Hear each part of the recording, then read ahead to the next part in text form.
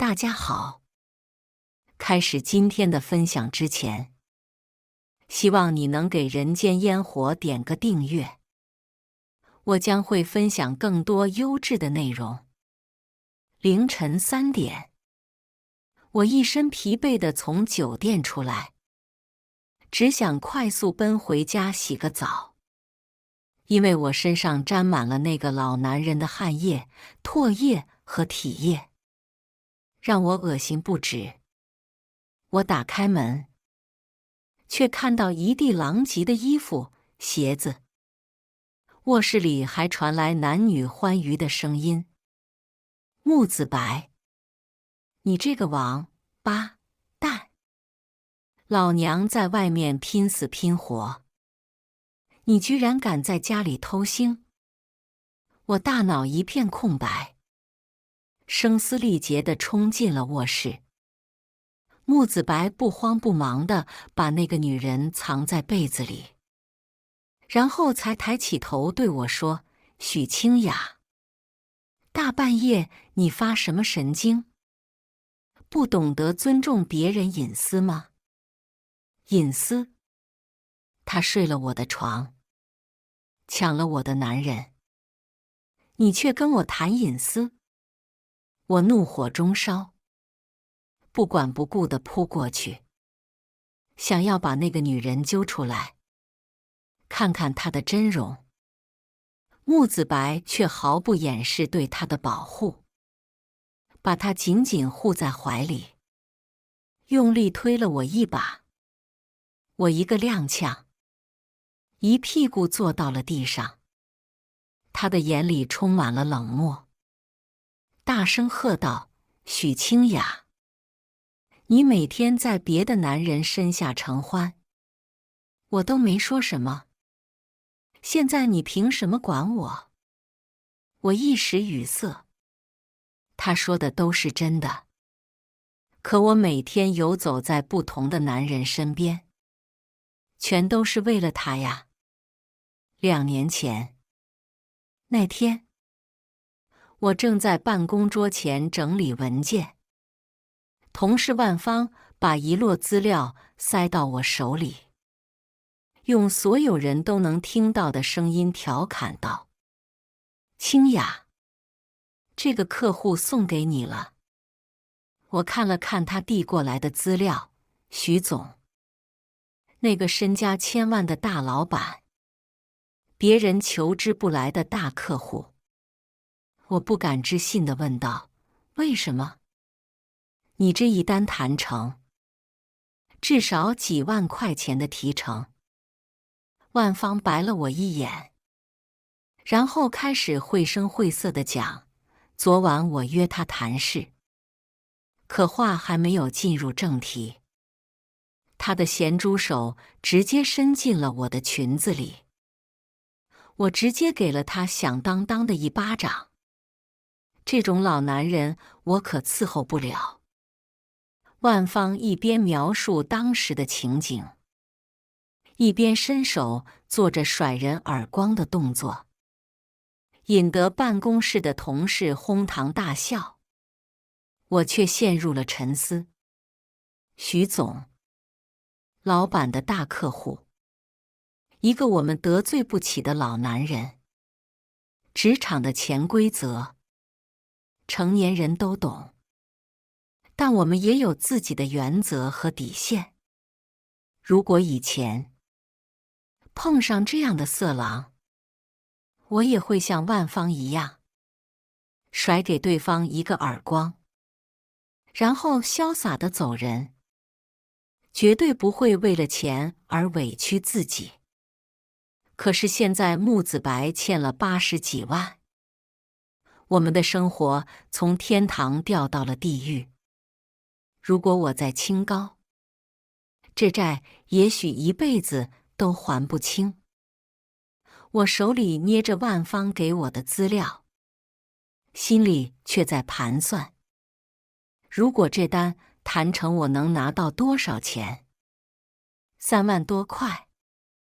钱的诱惑力战胜了我的理智。我用不大但坚定的声音说道：“我接。”办公室瞬间安静下来，连万芳都惊讶地睁大了眼睛。我和她原本是销售部的两枝花，靓丽、性感、有女人味，是多少男人梦寐以求的类型。她和我一直明里暗里较着劲，比穿着，比业绩，也比客户。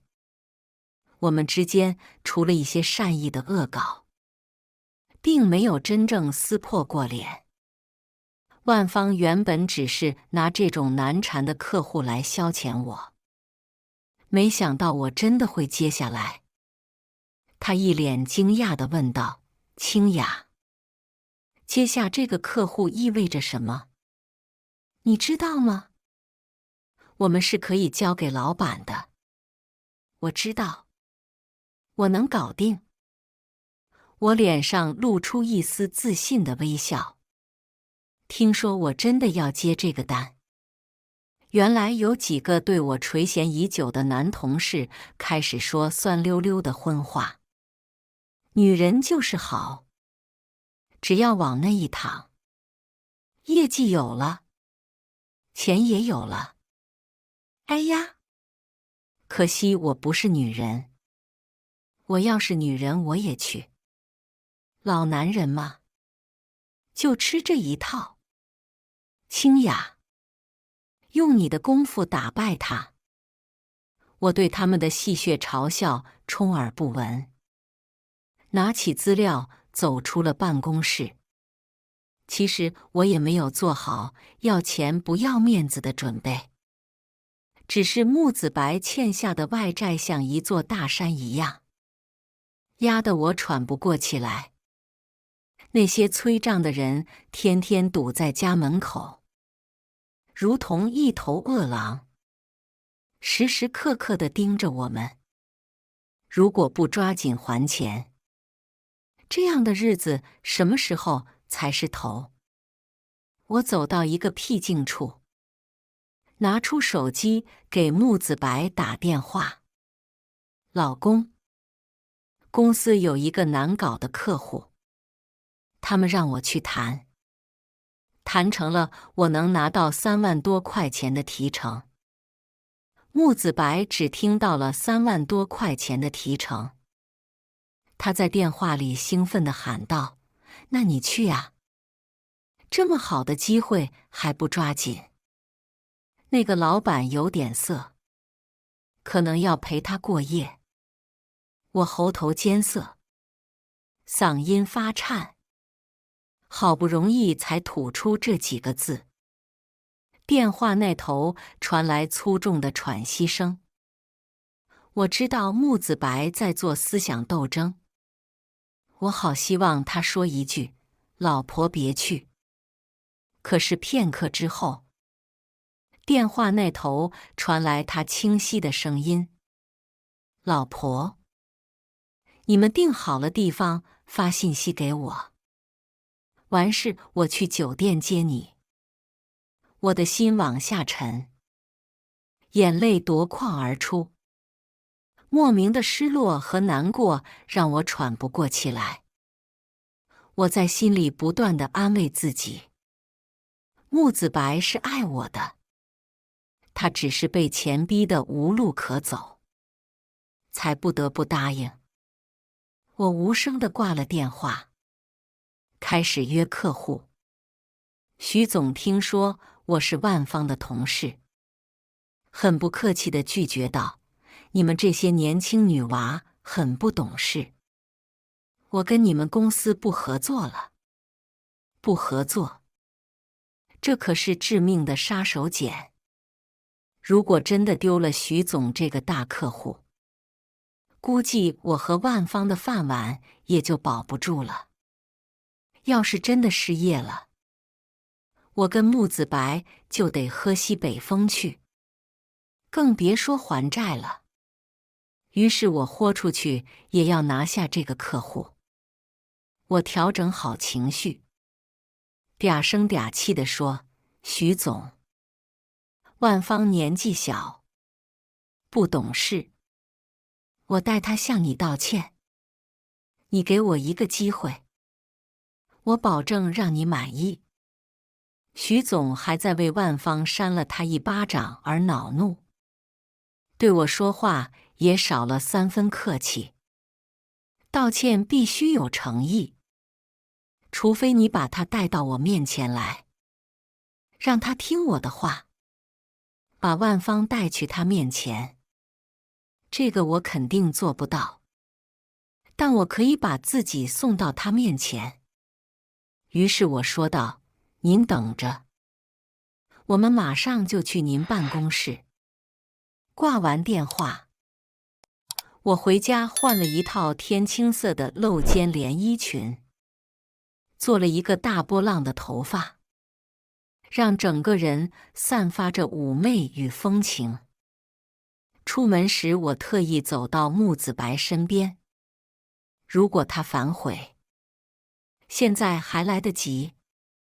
我抚着他的肩，柔声说道：“老公，我走了。”木子白从股市中抬起头，看了一眼打扮精致的我，点了点头说：“完事了，给我发信息，我去接你。”他的语气平淡的，好像我只是去趟超市。说完又低头去研究股票。自从木子白生意赔了之后，他又东挪西借凑了10几万，全部扔进股市中，总希望能一夜暴富。事实是不仅没富，这10几万的本钱也快赔光了。我轻叹了一口气，踩着高跟鞋去徐总的办公室。已经过了下班的时间，办公区只有寥寥的几个人在加班。秘书把我领到徐总办公室时，他正准备收拾东西下班。他的眼睛扫过我的身体，定格在我的脸上，眼睛里全是惊艳，根本忘了万芳那一回事。看着他的表情，我知道我成功了一半。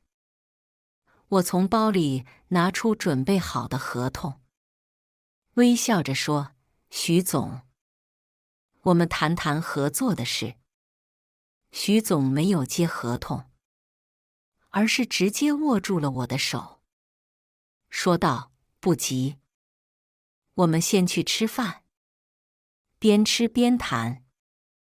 一路上，他很自然地牵着我的手，搂着我的肩，好像我们根本不是才认识的。而我只能满脑子想着合同上的数字，才不至于像万芳那样失去理智。酒足饭饱之后，徐总领着我去了他常包的总统套房。我用手机偷偷给木子白发去了地址和房号，心里想着只要他来找我，我立马放弃这单生意。可是，我们一瓶红酒喝完了，木子白也没有出现。当徐总再次把手伸进我的裙子时，我放弃了心理挣扎。谁知他更加得寸进尺，一把扯掉我的衣服，在我的耳边呢喃：“我们玩点更刺激的。”我顿时心跳加速。我不知道徐总想玩什么，但已经走到了这一步，我只能舍命陪君子。他把灯关了，黑暗中，他燃起了一根香烟，火光一明一暗地朝我逼近。他的手轻轻抚上我的胸口，正当我放松时，他手中的烟头狠狠地烫了上来。皮肤烧焦的味道让我的头脑瞬间清醒过来。我本能想挣扎，可徐总却整个人压在我身上，我根本无法动弹。胸口传来的疼痛让我不由自主地发出闷哼，眼泪顺着眼角流了下来。你叫呀，叫得越大声越好。徐总兴奋的声音传来，紧接着他一下又一下地烫我，直到他把一根烟抽完，烫了我5下，他才在我的惨叫声中停手。他抚摸着烫痕，啧啧称赞：“真好看，一朵红灿灿、娇艳艳的花骨朵。”接下来，我如行尸走肉般任他摆布，直到他心满意足，主动在合同上签下字，沉沉睡去，我才失魂落魄地离开房间。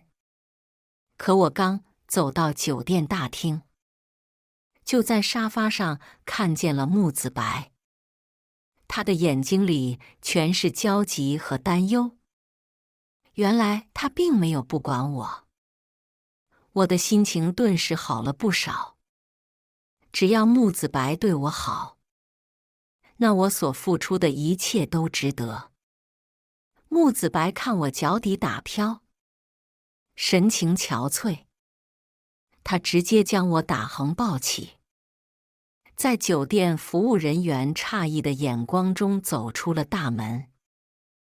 我把头埋在木子白怀里，任眼泪打湿了他的衣襟。一路上，木子白没有说一句话，但我感受到了他男人的温柔。那晚，他亲自替我清洗每一寸肌肤。看到徐总用烟头在我胸口烫出的花朵，还红了眼眶。他温柔细腻地亲吻着每一个伤口，用药棉仔仔细细地消毒。每一个动作和眼神都叙说着他的心疼。我的心情好了很多，胸口的伤也没那么疼了。窝在木子白的怀里沉沉睡去。第二天醒来，他像往常一样给我准备了丰盛的早餐，目送我去上班。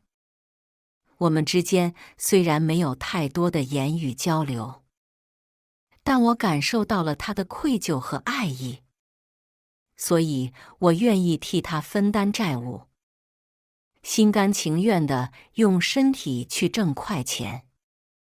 有了第一次，就有第二次，和后面的无数次。为了身体更完美，我把徐总在我胸口烫下的烟头痕迹纹成了一朵别具一格的花朵。这样，当我衣裳褪尽时，反而多了几分性感和妩媚。之后，我成了公司里的名人，因为我长得好，放得开，业绩成了全公司最好的。我用2年的时间还清了木子白欠下的所有债务，没有外债的压力，我俩的日子过得开心又舒适。木子白没有上班的欲望，整天窝在家里，不是打游戏就是炒股票。我也懒得管他，我能挣钱，养得起他，只要我俩开开心心在一起就好。可是我做梦都没有想到，我在外面拼死拼活地挣钱，他居然用我的钱养别的女人，还正大光明将她带回了家里。为了维护那个女人，他居然还把我推倒了。我怎么也接受不了这样的事实。我像一头发疯的奶牛一般，直接朝木子白冲过去，用力把他推倒在地上，然后一把扯开被子，露出一张俏脸。这下轮到我傻眼了。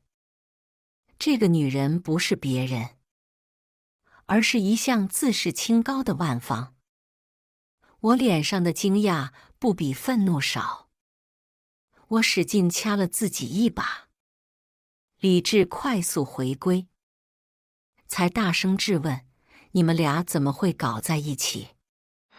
万芳见东窗事发，索性不顾廉耻地拉着我说：清雅，你有很多男人，哪一个都比子白有本事，你就把子白让给我吧。自从我把徐总搞定，保住了我和万芳的饭碗，我靠身体搞定客户就不是秘密。这2年，我从底层员工做到了部门主管，有钱有权，我也不害怕别人看不起。在我的心里，只要木子白不在意，谁也不能把我怎么样。可我没有想到自己手底下的员工和我的老公搞到一起。你不是有老公了吗？你不是最看不起婚内背叛吗？现在为什么又来破坏我的婚姻？我甩开万芳的手，冷冷地问道。我老公嫌我木讷无趣，跟我离婚了。那段时间，我总是看到子白在公司的茶水间里等你，看他无助落寞的样子，就有了一种惺惺相惜的感觉。万芳看木子白的眼神温柔缠绵，好像我才是那个局外人。经过万芳的提醒，我想起来了，那段时间公司业务特别多，我特别忙，有时跟客户出去，忘了给木子白发信息，木子白就会去公司找我，然后等我回来，接我一起下班。我曾经还为木子白在意我而高兴。在不出去的日子，我会加倍温柔地补偿他。后来，他开始拒绝我的示好，理由是我在外面已经很忙碌，太累，让我好好休息，保证身体。我以为他真的心疼我，没想到他已经开始嫌弃我。身体早已从别人那里得到了满足。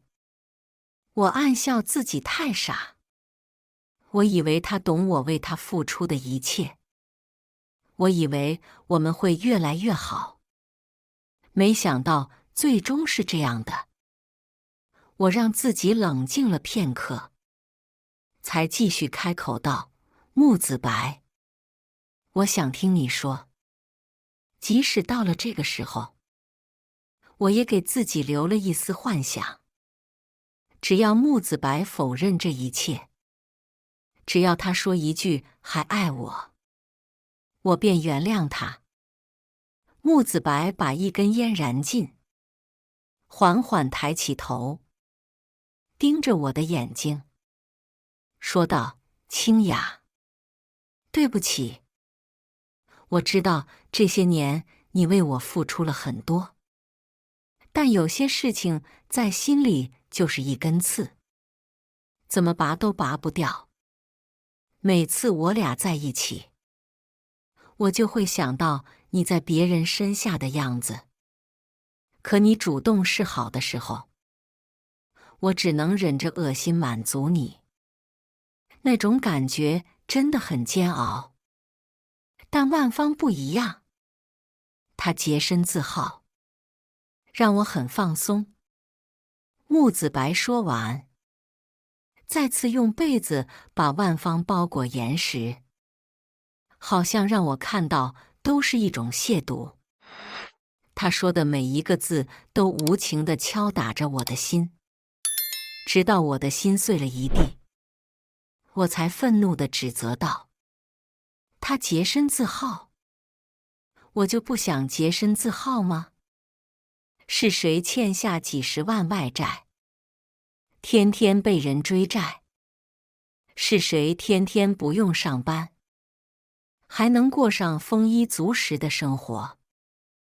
你现在开始嫌弃我，门都没有。我歇斯底里地朝木子白扑过去，像一个疯子一样厮打他。他身上被我抓出了无数道血痕，我都没有停手。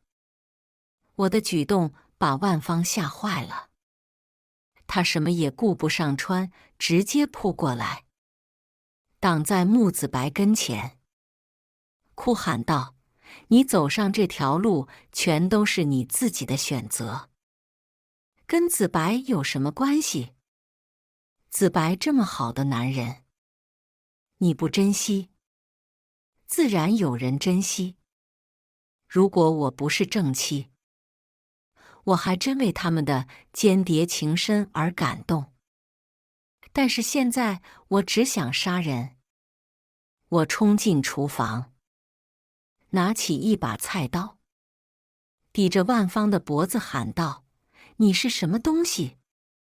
少在这里既当婊子又立牌坊，赶紧给我滚！否则我不介意你们成为一对同命鸳鸯。”万芳脸色煞白，身体不住地颤抖，把求助的眼神瞟向木子白。木子白看着我手里明晃晃的菜刀，也吓坏了，结结巴巴地说道：“老婆，我们错了，你先把刀放下，有什么话我们好好说。”我一把拎起万芳，菜刀在她白皙的皮肤上蹭了蹭，怒吼道：“我跟你们没什么可说的，你们不是看不起我吗？那我就成全你们。”万芳吓得整个人瘫软在我身上，而木子白却直挺挺地跪在我跟前，一把鼻涕一把泪地哀求道：“老婆，我错了，你千万别干傻事。”我发出呵呵一声惨笑，现在知道错了，晚了。然后一转身将万芳拎在手里，晃了晃菜刀，对木子白说：“你还爱我吗？”木子白担心刺激我，刚想说一些违心的话哄骗我，我把菜刀离万芳那张俏脸又近了1公分，冷冷地说：“我要听实话，否则我让她的脸开花。对不起，我不想骗你。”木子白的话还没说完，我已经明白了他的意思。我打断他的话问道：“他比我好吗？”菜刀再次贴到了万芳的脸上。木子白急切地说道：“你别伤害他，他没有你好，但是他比你干净。”最后这几个字重重地砸在我心上，砸得我心痛无比。我想知道真相，可真相真的很残忍。我昂着头，闭着眼，努力不让眼泪流下来。当当当，时钟响起，我才惊觉，天已经大亮，外面的大街上已经车水马龙。我拎起已经吓得跟一滩烂泥一样的万芳，朝大门走去，然后一脚把她踹出了门。大概过了半个小时的样子，门外响起了敲门声。我拢了拢长发，从容地去开门。果然，门外站着2个警察和套着一件不合身的衬衣的万芳。你好，有人报案说这里有人举刀行凶，我们过来核实一下。警察一边出示警官证，一边往里闯。屋内干净整齐，完全没有打斗的痕迹，只在卫生间发现了跪在搓衣板上的木子白。这是怎么回事？警察例行公事地问道。他做错事情，自己罚自己。我一脸若无其事地解释。警察把询问的目光看向木子白。木子白本来理亏，又做了见不得人的丑事，当着警察的面更不敢胡说，只能使劲地点头说：“是我惹我老婆不开心了，自己罚自己。”警察又仔细地找了一圈，并没有发现什么可疑的行凶之物，确定我们只是夫妻之间闹矛盾，又劝解了几句，便离开了。反而是万芳赤身裸体跑到警局去报警，结果只是别人夫妻间闹矛盾。再说他是小三，有些话不敢说，只能再次被警察带去问话。我看着消失在视线中的警察和万芳，脸上露出一抹得意的笑。一切都在我的掌控之中。我要让万芳臭名远扬，我要让她永远翻不了身。拿菜刀，只是为了吓唬他们，并没有打算真为他们这对不要脸的男女搭上自己的后半生。把万芳推出门，我知道她会去报警，这就是我想要的。我要让所有的人都看到她赤身裸体奔跑在大街上的样子。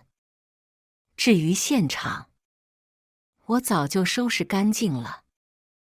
菜刀安静地躺在厨房的刀架上，凌乱的房间也被我收拾得整整齐齐。而木子白，这个吃我的，用我的，榨干了我所有钱的怂包男人敢嫌弃我，那就先让他尝尝搓衣板的味道。果然不出我所料，2小时后，赤身裸体奔跑的万芳上了热搜，各种各样的猜测纷纷而至。我给每一条视频买了流量，又雇了水军去带言论。很快，万芳是小三的消息传遍了各个角落。万芳从警局出来，他已经社死。可这些还不够。流量为王的时代，这样的消息很快就会被人淡忘。我不能让他过得这么痛快。于是我买通一个长期客户，请他帮忙往万芳的卡上打了5万块钱。很快，万芳收回扣的事情在公司火速传开。老板极其重视这个事情，他可以忍受员工凭任何手段争取客户，但绝对不允许员工收回扣。于是公司成立了调查小组，万芳成了第一个调查目标。在事实面前，万芳百口莫辩。看着他灰溜溜地离开公司，我终于出了一口恶气。他清高，他看不起我，却敢花着我的钱，睡着我的老公。这样的女人不让她穷途末路，岂不是天理难容？收拾完万芳，接下来就是木子白。以前有多爱他，现在我就有多恨他。我能变成今天这样，全都是拜他所赐。他不是喜欢万芳吗？那我就成全他。不过，成全他之前，我要把他欠我的账统统收回来。幸运的是，这些年木子白十分信任我，家中所有的重要物件都在我手里，包括他那时为了周转，办了无数张信用卡。我不动声色地先把房本拿去做了抵押，然后用他的信用卡，在各个银行套现了100万。做完这一切，我和木子白去办了离婚手续。木子白见我没跟他争房子，以为我对他还有余情，对我不仅有愧疚，还有感激。我却不置可否地笑了笑，转身去公司办了离职手续，离开了这个城市。我找了一个没有人认识我的城市，自己开了一家小公司。我明令禁止我公司的女员工以色做交易。如果有客户敢提这样的要求，再大的生意我都可以放弃。至于木子白，他的房子应该已经被银行收缴，并知道自己再次欠下了100万巨债吧。